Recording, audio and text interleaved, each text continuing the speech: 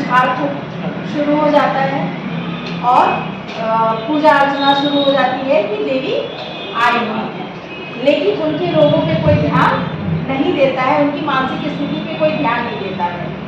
या कभी किसी को मिर्गी का दौरा पड़ता है तो कहते हैं पागल हो गया है, जैसे अभी सर ने कहा है ना, तो उसको अलग रखा जाता है, जबकि ऐसा नहीं करना चाहिए। हम लोग शिक्षित हैं, अपनी शिक्षा के माध्यम से, जागरूकता के माध्यम से इन सब चीज़ों को रोका जा सकता है। मिर्गी है क्या? यह एक मानसिक बीमारी है। ये एपिलेप्सी शब्द आया कहाँ से, कोई बताए? एपिलेप्सी शब्द आया कहाँ से? यह एक ग्रीक भाषा का शब्द है जिसका अर्थ एपिलेप्सी का ये निकलता है कि शरीर को जब्त करना। यानी जब ये दौरा पड़ता है तो रोगी के शरीर को पूरी तरह अपने अंदर जब्त कर लेता है, उसकी सोचने समझने और बाकी चीज़ों पे उसका नियंत्रण नहीं होता है। दौरा आता है तो उसको समझ में तो आता नहीं है कि क्या हो रहा है ना, तो उसकी सारी चीज़ों को वो क्या करता है, जब्त कर लेता है। इसीलिए इसको एक एपिलेप्सी शब्द दिया गया है। इससे हम ही प्रभावित नहीं होते, मिर्गी से केवल हम ही प्रभावित नहीं होते, बहुत सारे विश्व में प्रसिद्ध लोग भी प्रभावित हुए। जैसे आप लोगों ने नेपोलियन का नाम सुना होगा, वो भी प्रभावित थे इससे। सिकंदर का नाम सुना होगा, वो भी प्रभावित थे, लेकिन बहुत अच्छे राजा माने जाते हैं।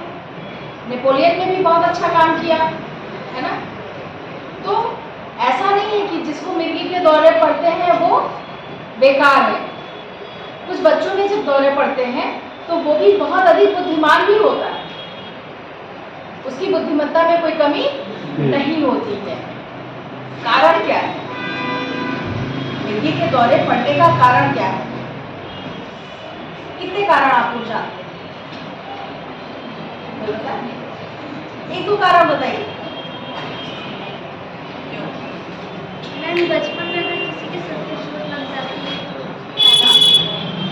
सर पे गंभीर आघात होने पे भी ये दौरे पड़ते हैं, या प्रसव के समय जब बच्चों का जन्म होता है उस समय भी अगर सर पे प्रेशर, कोई दबाव पड़ता है, इसके कारण भी ये समस्या बाद में उत्पन्न होती है ना। दूसरी चीज कि इसमें और भी चीजें हैं, जैसे आपका पाचन सही नहीं हो रहा है तब भी मिर्गी के दौरे पड़े है ना। आंतों में जो गड़बड़ियां होती हैं उससे भी मिर्गी के दौरे पड़ते हैं, होता है ना। हर उम्र में कभी भी ये किसी के साथ भी घटित हो सकता है, इसकी कोई उम्र कोई सीमा नहीं होती है। मिर्गी दो प्रकार के पाए जाते हैं, पता है? मिर्गी के भी प्रकार हैं, दो प्रकार है। एक पहला होता है पेटिट माल। पेटिट माल इसमें क्या होता है, और दूसरा है ग्रैंड माल। पेटिट माल में यह कम खतरे वाला होता है। जैसे कोई व्यक्ति है, वो काम किया, उस समय उसके थोड़े से झटके आए तो थोड़ी देर के लिए सारी चीज़ें भूल जाएगा, काम करना बंद कर देगा, लेकिन वो बेहोश होकर फर्श पे गिरेगा नहीं, मुंह से झाग नहीं आएगा, है ना, लेकिन उससे वो प्रभावित हुआ। ग्रैंड माल में क्या होता है कि ये जब झटका आता है तो बहुत तेजी से आता है, मतलब पूरे नस नाड़ियों में एक संकुचन पैदा होता है। संकुचन के कारण क्या होता है, आदमी छटपटाने लगता है ना। देखते होंगे कि मतलब हाथ पैर पटकना, सर पटकना, यानी जबड़ा बंद हो जाना, जिससे उसकी जीभ भी कटने की संभावना बढ़ जाती है। तो लोग क्या करते हैं, मुंह में कपड़ा वगैरह कुछ डाल देते हैं कि जीभ न कटे, या जब दांत लगने की होती है ना कि जबड़ा बंद हो गया तो लोग उंगली डाल देते हैं। ऐसी गलती कभी नहीं करनी चाहिए, वो उंगली भी काट लेगा, उसको तो होश तो है नहीं, तो आपकी उंगली कट सकती है। तो ऐसी गलती नहीं करनी चाहिए। और ये होता इसलिए है कि जैसे हमारे शरीर में विद्युत तरंग होती है, हृदय गति चलता है ना, तो हृदय गति को नापने के लिए क्या करते हैं हम लोग, ईसीजी कराते हैं, जिससे ये हृदय की स्वस्थता का पता लगता है, हृदय गति का पता लगता है। उसी तरह मानसिक तरंगों को पता लगाने के लिए ईईजी कराया जाता है ना, कि हमारा दिमाग कब और कैसे काम कर रहा है, इसमें किसी प्रकार की कोई विकृति तो नहीं है। तो ये मिर्गी का कोई रोगी है तो इसको ये इलाज, मतलब ये जांच करवा लेनी चाहिए, उससे पता लग जाता है। ठीक है, और इसमें क्या सावधानियां बरतनी चाहिए। तो दो प्रकार का होता है, एक तो खतरनाक होता है, एक खतरनाक नहीं होता है। तो इसमें सावधानियां क्या बरतनी चाहिए? यदि किसी को दौरा पड़ा हो, अगर उसके कपड़े टाइट हो तो क्या करना चाहिए? उसको ढीले कर देने चाहिए, कम से कम हवा लगे, है ना, और फिर उसको जो हवा में लिटाना चाहिए। या बहुत छटपटा रहा है तो उसके आसपास से नुकीली चीज़ें, धारदार चीज़ें या कुछ ऐसी जो ठोस चीज़ें जिससे उसको चोट लग सकती है, वो वहाँ से हटा देनी चाहिए, क्योंकि उसको तो होश नहीं है, वो छटपटाएगा, जमीन पे गिरेगा और उसको चोट लग सकती है, और चोट लगने पे संभावना ज़्यादा और खतरे वाली बढ़ जाती है। कहीं सर पे चोट लग गया तो क्या होगा? रक्त प्रवाह शुरू हो जाएगा, जिससे खतरनाक हो सकता है। और ऐसा कभी होता है कि यदि मिर्गी के झटके 5 मिनट से लेकर 10 मिनट तक चलता है या उससे अधिक चलता है, तो उसको तुरंत अस्पताल में भेजना चाहिए। अपनी चिकित्सा नहीं करनी चाहिए, वहाँ किसी को दिखा लेना चाहिए। दूसरी सावधानी इसमें यह है कि उस समय कुछ भी खाने पीने को नहीं देना चाहिए, मुंह में कुछ भी नहीं डालना चाहिए, इवन पानी भी नहीं। झटका जब आता है तो उस बीच में कुछ भी खाने पीने को नहीं देना चाहिए, और यह झटका जब समाप्त होता है तो रोगी इतना थका हुआ होता है और इतनी उसको गहरी नींद आती है कि उसको पिछला कुछ भी याद नहीं होता है। और इसमें एक खास बात और भी है, ये झटके जो पड़ते हैं मानसिक दबाव के कारण ही पड़ते हैं, और महिलाओं में सबसे ज्यादा आते हैं। वजह, महिलाएं संवेदनशील होती हैं, उनको आघात जल्दी लगता है, किसी बात का प्रभाव जल्दी होता है। एक पिता है थोड़ा कठोर होता है, पर माता कठोर नहीं होती। अगर बच्चा रोएगा तो माता क्या करेगी? उसको दुलार करेगी, लेकिन पिता को रोता हुआ भी छोड़ के चला जाएगा।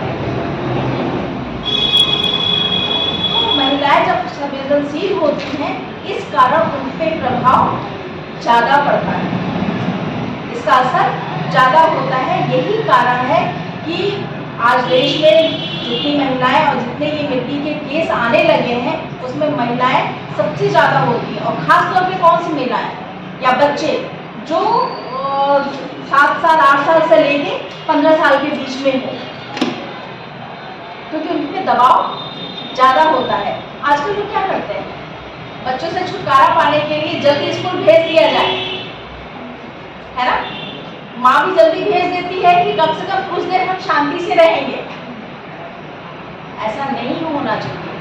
पहले के समय में था कि जब बच्चा 5 साल का 6 साल का होता था तब स्कूल भेजा जाता था, और आज 2.5 साल 3 साल में प्ले स्कूल में डाल दिया, इसलिए कि कम से कम घर में कुछ देर तो शांति रहेगी।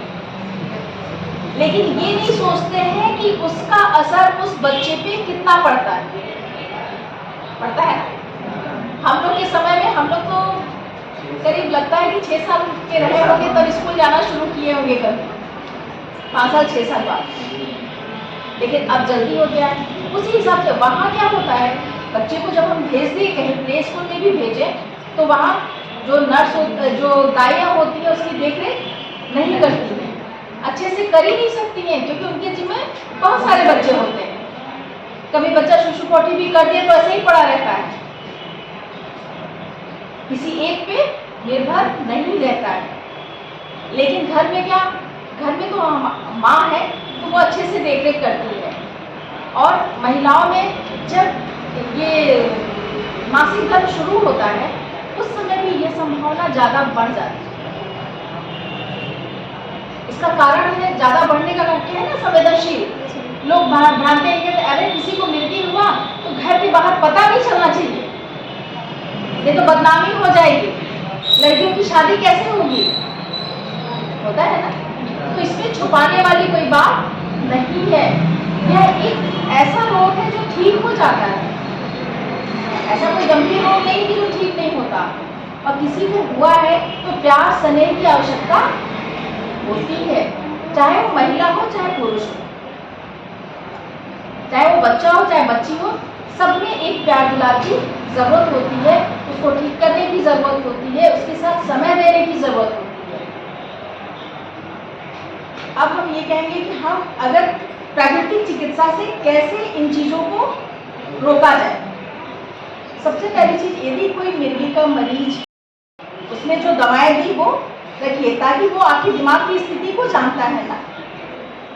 कम है, अगर कभी कभी आते हैं, जैसे हमने बताया ना कि कम खतरे वाले जो मिर्गी हैं तो उनको आप ऐसे ही आप जो है ठीक कर सकते हैं। इसमें करीब 10 दिन तक फलाहार कराइए, केवल फल, और उसमें भी रसीले फल जैसे संतरा है, मौसमी है, अनार है, अनानास है, अंगूर है, सेब है, जिसमें रसीले, जिसमें काटने में रस निकलता हो। और प्रकृति ने ऐसा बनाया है कि हर मौसम के अनुसार फल है। गर्मी में कौन कौन से फल मिलते हैं? तरबूज, खरबूज, सारे पानी वाले फल। जाड़े किस मौसम में? सेब, अमरूद, संतरा, इसमें क्या होता है? कौन सा तत्व सबसे ज्यादा फायदा? Vitamin C. विटामिन सी किस समय में हो जाता है? स्किन हमारी रुखी होती है, इसमें विटामिन सी की आवश्यकता ज्यादा पड़ती है। और जब इसमें क्या होता है, जो एपिलेप्सी के जो रोगी होते हैं इनमें मैग्नीशियम की मात्रा हमको बढ़ानी होगी। और मैग्नीशियम की मात्रा कैसे बढ़ाएंगे? सूखे मेवे से। सूखे मेवे में अंजीर, खजूर, बादाम, अखरोट, जिनको भिगा के खाना है, बिना भिगाए नहीं।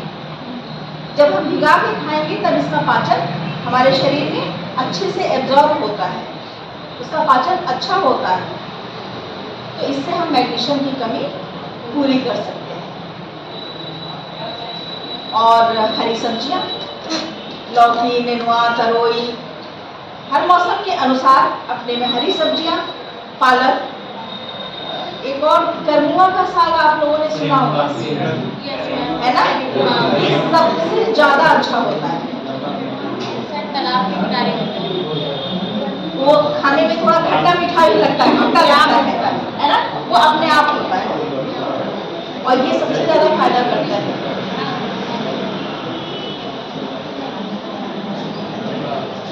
और सावधानियों में आपको बताया है कि क्या क्या सावधानियां बरतनी चाहिए। किसी को और कुछ पूछना है? मैम वो ठीक हो जाती है? बिल्कुल ठीक होता है, अगर प्रॉपर नहीं अगर है ऐसा तो आप हमसे संपर्क कीजिए और बिल्कुल ठीक होगा। क्या मैम ये तनाव लेने से भी होता है? जी, तनाव से ही होता है। जब हमारे मन मस्तिष्क में मानसिक आघात होता है, शारीरिक आघात होता है, ज्यादा श्रम करते हैं तभी होता है। पहले तो चप्पल वाला वो कॉन्सेप्ट गड़बड़ है, कुछ नहीं होता है ना, वो एक केवल मानसिक संतुष्टि है। कहाँ कि कुछ भ्रांतियां हैं कि देवी आ जाती है, चप्पल हमारे लोग जितना गंदा हो उतना चप्पल ऐसा कुछ नहीं होता है। क्या मैम ये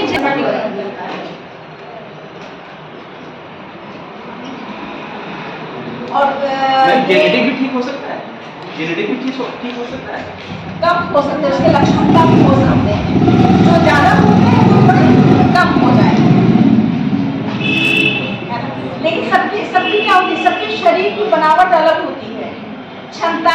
शरीर की अलग होती हैं। कहीं कोई गारंटी से ये नहीं कह सकता कि हम ठीक ही कर सकते हैं। किसी चीज की गारंटी है क्या आज के समय? कपड़े तक की गारंटी नहीं होती है और इंसान की तो बिल्कुल नहीं, है ना? आज है, यहाँ से जाते ही खत्म, पता ही नहीं चला उसका वजन है। डर लग रहा है। ये फैक्ट है। इसका कारण ये है कि हमारी जो खान पान है, जो हमारी दिनचर्या है, ये पूरी तरह प्रभावित है। प्रकृति के जीवन की तरफ हमारा कदम है ही नहीं। जेनेटिक फैक्टर तो 40% ही काम करते हैं ना, 60% तो हमारी लाइफ स्टाइल काम करती है। अगर लाइफस्टाइल अच्छी नहीं है तो भी हो एक तो निषेध में क्या है? चीनी, चाय, कॉफी, डब्बाबंद आहार, तली भुनी चीजें, प्रिजर्वेटिव जितने प्रिजर्वेटिव हैं, ये सारे ऐसे मरीजों को बिल्कुल नहीं देना चाहिए। आप करके देखिए और अपने भी नहीं खाना चाहिए। रिफाइंड, कितने लोगों के घरों में रिफाइंड का यूज होता है? पूरी तरह बंद कर दीजिए। सबसे पहला काम, इससे बहुत सारे रोग उत्पन्न होते हैं। कौन सा तेल यूज करें? केवल सरसों। कहते हैं लोग ना कि पूरी पराठे सरसों में अच्छे नहीं लगते हैं। अच्छे लगते हैं। क्या करिए, एक कड़ाही में सरसों का तेल डालिए, करी पत्ता होती है, उसको उसमें थोड़ा सा गर्म कर लीजिए। जैसे तेल गर्म हो, उसमें करी पत्ता डाल दीजिए, तो उसका जो एक तीखापन का जो झाग होता है वो खत्म हो जाएगा। आप उससे पूरी पराठे बनाइए। पहला फायदा घी से बनाइए। इसका भी ये फायदा है, करी पत्ते में सबसे ज्यादा कैल्शियम भी पाया जाता है, तो उसका असर उसमें गया, वो भी आपको फायदे का काम किया। मैम घी की टेंडेंसी तो ये होती है ना, वो जम जाता है, उसको तो ज़्यादा देसी घी नहीं जमता है। कहाँ लगता है? गाय के घी के मार्केट में कहाँ लगता है? लेकिन सब घरों में ये चीजें नहीं हो सकती क्योंकि घी महंगा मिलता है। लेकिन सरसों का तेल हर घर में पाया जाता है। लेकिन देसी घी में ट्रांस फैट नहीं पाया जाता है, इसलिए बॉडी फैलती नहीं है। नहीं वो हाँ, एक चम्मच आप देसी खाइए, आपको वेट कम वेट बढ़ेगा ही नहीं। तो खान पान पे यह नियंत्रण करना पड़ेगा। देसी घी है, मैदा है, चीनी है, चाय है, कॉफी है,